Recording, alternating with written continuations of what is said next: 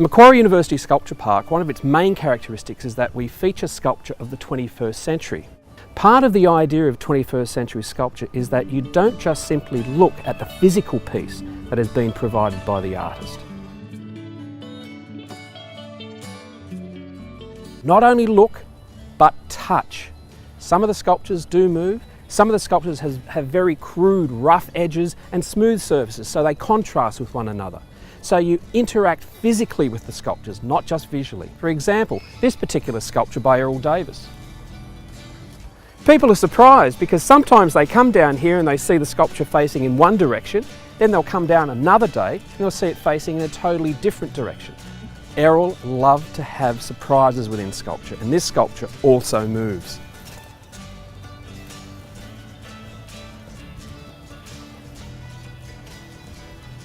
One of the aspects which we're very proud of here is that we don't only have sculptures which are mute, silent, but we have sculptures which create sound, and that was the intent of the artist. For instance, this one is another Errol Davis sculpture, but it's in a wind tunnel.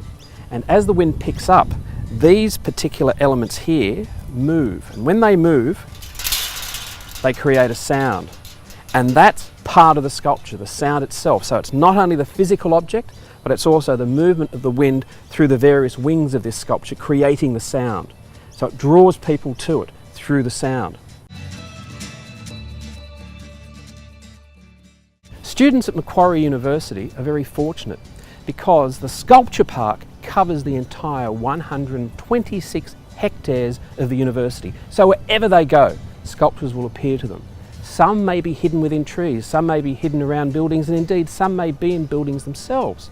But they have the pleasure of walking around, discovering these aspects of the cultural environment within Macquarie, and it's unique amongst universities here in Sydney. We certainly aren't the only university sculpture park, but we certainly are the largest in terms of the number of sculptures, over 130 which we have, and the wonderful natural environment in which the sculptures have been placed.